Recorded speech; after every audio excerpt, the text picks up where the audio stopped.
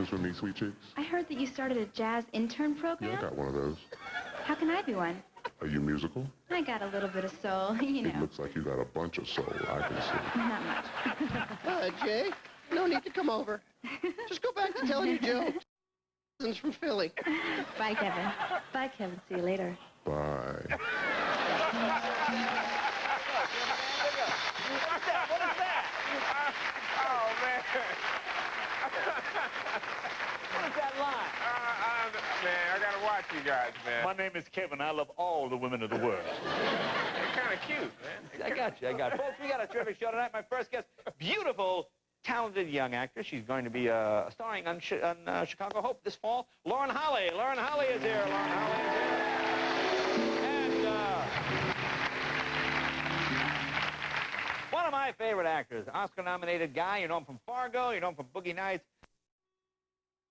Within the next few hours right now still on a heading towards the west, and because of that, hurricane warnings are in effect from Florida City all the way to the north of us towards Brunswick, and then a hurricane watch is now in effect all the way from just north of Brunswick all the way to the North Carolina line. The latest on Hurricane Floyd, it is moving west again at 14 miles per hour, a very dangerous storm, category 4. Winds are now at 155 miles per hour. Pressure is 924 millibars. It is 360 miles east-southeast of Miami, Florida. Stay with us all night long. News Channel 4 will have the latest for you every half hour. Middle of the afternoon, and another one over the last several hours, but we've yet to see a major turn, and actually not expecting to see a major turn until tomorrow morning. This is a very powerful hurricane, just about as strong as a hurricane can become.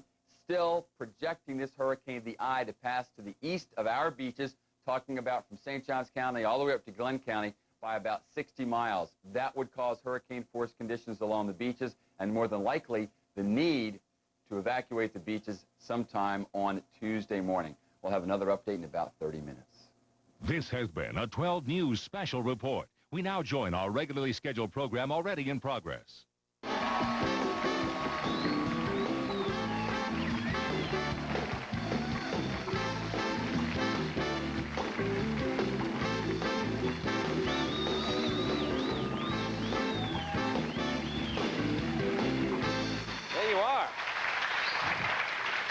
Well, welcome back. You look stunning. You look Thank you. Radiating or something. Is that Thank radishing you. or radiating or whatever it is? You look great. They're all good adjectives. They're all good. They're all good. Yeah. So what's been going on? What's going on in your exciting life? You're on My exciting TV, life. You have movies. Yeah. You're this. You're I that. know you're coming on the show with Jay Leno, and you're supposed to have something funny to say, and I've been racking my brain about all these funny stories and funny anecdotes. But you know, when you do an hour drama series, you're either at home or at work, and I'm not funny, so I have like nothing funny to say. And I never wanted to leave it alone, not to mention the fact that whenever I left the room, it would start going, hello, hello, making me feel really guilty. So then I thought, okay, I have to take a shower. I'm going to leave it alone with my 2 psychotic pet dogs. This is not good. So I took the parrot into the shower. They bring the parrot in the shower. Is it a male parrot or female? It's a female. Oh, it's a female. But it doesn't matter because the minute we got in the shower, it starts going, So it's a lesbian parrot? Is that what you're telling me? Is it a lesbian parrot? I don't know, but it was laughing, so, you know, anywhere. And then you know, I started... you have a very exciting life at home. You know, well... I've watched all the Wild Kingdom. I've never heard about animals masturbating on Wild Kingdom. Yeah, well, it happens at my house. Wow. It's like the Discovery Channel. Well, it is the Discovery Channel. Yeah. And then I feed the parrot monkey chow, which I don't really get. It's a parrot. It's the common denominator of the jungle or something. No, where would parrots get monkey chow? She told me to feed it monkey chow, so I feed it. But what do you get? Do you go to the yum, store and they have Purina monkey chow? I mean, I've seen the cat, I've seen the dog. I guess I don't know. She brought it over in a baggie, so, and you know, I just chow. trusted, and fed it. Oh, all right. So that's my life at home. That's it. And then I go to work. You work. Now you work. I imagine people masturbating at work, too? Well, not that I can see, but we are in those trailers. Well, tell me now, are you a doctor? Are you an exciting young doctor? I play a plastic surgeon on Chicago Hope. And, you know, I got to tell you, if you ever get sick, you don't want to go to this hospital. No, not a good hospital. No, it's not a good hospital. I mean, okay, I've only been there about a month and a half, but in that period of time, we've had a priest who had his penis, I'm saying all these bad things on television, who had his penis bitten off. You know something, there's a certain theme to your life. Now, where would a priest where would this happen? You know, I won't go into that, but the you know, worst if you part said, maybe a president of the United States. I could follow. But where did, I don't understand. I never heard of that. All right. Well, it gets bitten off, okay? That's part of the story. You got to tune in to watch September 23rd on that other network, CBS. Okay. So he gets it bitten off. So we sew it back on, but we forget to attach the nerves. So it doesn't work. Okay, which See, that's what happens when you have a woman doctor, you see? It might be okay. We'll fix this guy. Or another boy, he breaks his arm. Breaks his It's arm. a broken arm. Right. This is Chicago Hope. It's cutting-edge medicine. Right. No pun intended. One thing goes wrong after another. We end up cutting the arm off. That's it. He doesn't have an arm. Well, you are a hell of a doctor. Yeah. The guy comes in for lipo. He's dead in recovery. We think he's taking a nap. You know, Okay? This is not a good hospital. this sounds like my HMO, But I'm a actually. plastic surgeon. And you're the plastic surgeon? You know, if you came to Chicago Hope and came to see me, I could do something with your, Hey, I heard what happened to the priest. I'm not going anywhere near that place. Well, congratulations on all your success, and your pets, too, sound fascinating. Yeah, great. Lauren, Now it's you know always a all about pleasure. my life. Lauren Holly, Chicago Hope. Be right back with William H. Macy right after this.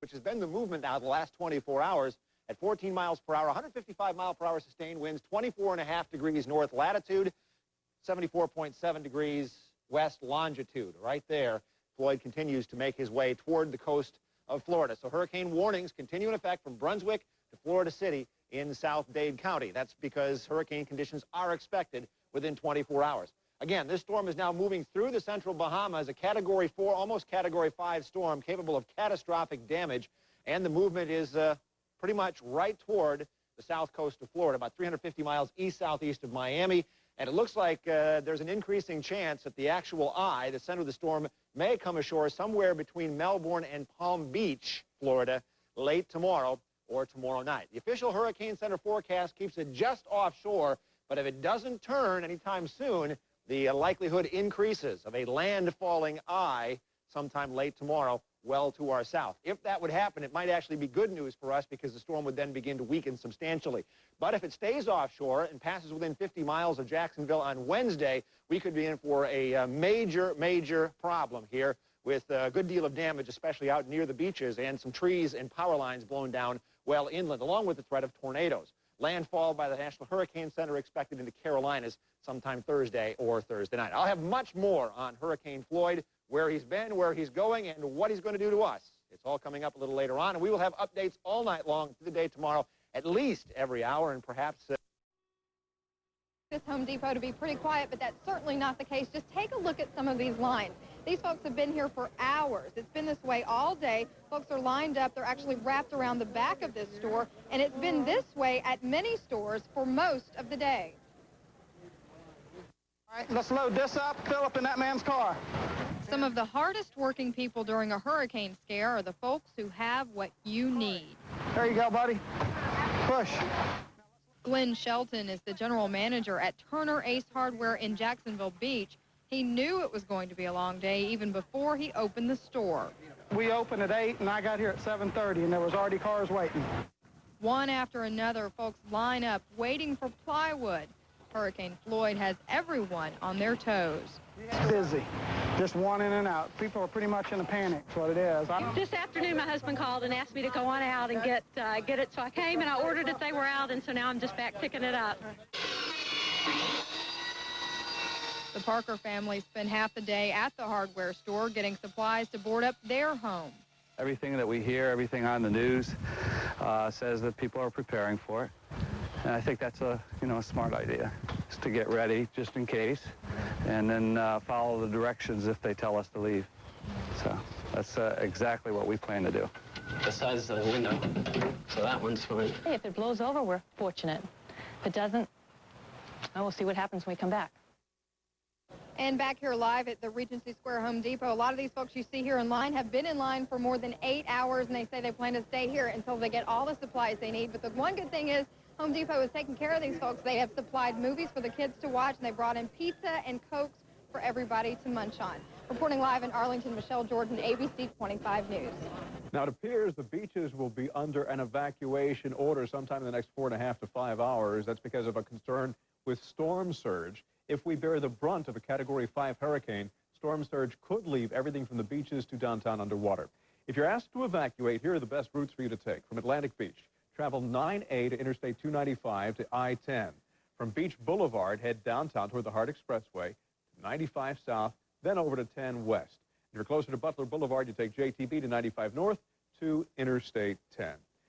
Late word, an evacuation is underway at Baptist Beaches Hospital. ABC 25's Karen Parks is on the scene. Karen, they're just not taking any chances tonight, are they? No, that's right, Bruce. Now, here at Baptist St. Vincent's Beaches Medical Center, they are evacuating patients. Now, this resulted after the mayor's request to evacuate patients with special needs, patients needing oxygen, respiratory assistance, or even vital signs monitored. Now, at this hospital, all patients are being evacuated. Now, 7 have left so far, and they have about 20 left. Now, here at the hospital, they aren't accepting any new patients, and after the last patient leaves, and they're expecting that to be in about 4 hours, the emergency room will shut down completely. Now, the workers that are here are being transferred with the patients. Now, the patients are being moved to local hospitals further into the city. Now, employees are requested to call 247-2988 for shift information, and the public may call 247-2911 for additional information. Now, what happens after this, when the hospital will reopen, they're saying they're waiting to hear something from the mayor. We're reporting live from Jack's Beach. I'm Karen Parks, ABC 25 News. All right, Karen, now Mayport Effects at the expense of our neighbors to the south, down south of Melbourne, around the West Palm Beach area. So we'll keep a close eye on that. Right now, out at the beach, everything is pretty quiet. Pretty good breeze kicking out on the beaches area with the pressure difference between the hurricane and a high-pressure area to the north. We've been seeing winds around 20 miles per hour sustained all evening long, but that's not really a problem. First Alert Live Doppler radar, we are seeing also a couple of coastal showers rolling down into mainly Flagler County, southern St. Johns County at the present time, and they will continue to push onshore, mainly to the south of the Jacksonville area and probably south of St. Augustine as well. So just a few sprinkles of rain, kind of windy at the coast tonight. Inland areas, mostly clear. Not bad at all. Looking around the entire state on radar review, we've got a few more showers down Interstate 4 from Daytona to Orlando. The south part of the state is very quiet, but looking a little farther out, a satellite radar composite, we're starting to see some of the outer rain bands from the center of the storm, which is now north of San Salvador Island and heading toward Cat Island at the present time, rolling along toward the west, about 14 miles per hour. The center wobbling a little bit wavy, just actually slightly more than, a little bit more north than due west, but basically 280 degrees on the compass, so almost heading in a westerly direction. And again, tonight, if that motion continues, the threat for a landfall somewhere around West Palm Beach to Vero Beach or perhaps Melbourne goes up every hour that this thing does not turn. So, in the meantime, tonight, a shower or two, partly cloudy, low 69. Tomorrow, partly sunny, and the winds will be gradually increasing through the day. A high of 84. Today's high 85. No rain. We're almost 13 inches behind normal. 69 degrees right now, and the air at the airport is calm. Color enhancing the storm's center. The red is where the hurricane force winds are. You can see that in the central Bahamas right now, continuing to head on toward the west. It's a Category 4 storm, almost a Category 5, and anything in this area is capable of catastrophic damage if the eye actually makes land. The kicker here is an upper-level low-pressure trough. It's expected to pick this thing up and curve it along, but it's still got a long way to go. So, again, there may be a landfall with this storm sometime tomorrow, late in the day, to the south of us. Northeast winds tomorrow, 10 to 18 miles per hour in Georgia with highs in the 80s. Just a couple of showers. Late in the day, maybe a shower or two as well. Winds slowly increasing with highs in the 80s in northern Florida. On the beaches, heavy surf and rip currents. The problems on the Atlantic, small craft, stay in port until further notice, probably all the way into Thursday. Northeast winds 20 to 30 knots tomorrow, probably upwards of 40 and 50 knots coming up as we head into tomorrow night and also on Wednesday. Your 7-day forecast, wind-driven rain and the possibility of tornadoes, too, as this storm moves in. We'll keep you posted on that right through Wednesday. Thursday, it starts to clear out, and by the weekend, hopefully there won't be a whole lot to clean up. Stay right here with ABC 25 for hourly updates. We lead every newscast with weather, and we'll get you through it. So basically, we know Floyd's going to be around, what, about 2, 3 in the morning, Wednesday morning? Probably late Tomorrow night, yeah, 2, 3 in the morning, on through most of the day on Wednesday. That's when the worst of it will likely be here in the First Coast, and a few hours after that in the Golden Isles of southeast Georgia. But it's not going to hang and play visitor. No, this one looks like it's going to continue along as that upper-level wind increases. It should pick it up and actually speed it up a little bit, if anything. I guess the most important thing is really this high-pressure system. That is what kept Dennis away from us. Right. That's what kicked Dennis away. This one is lagging back, and that's why I'm seeing more and more thought that it might actually move ashore to the south of us, which would probably weaken the storm, and the effects would be lesser in this part of the state, but much worse to the south. They've already evacuated Brevard County. All right, thanks. Well, coming up on the Nightcast, our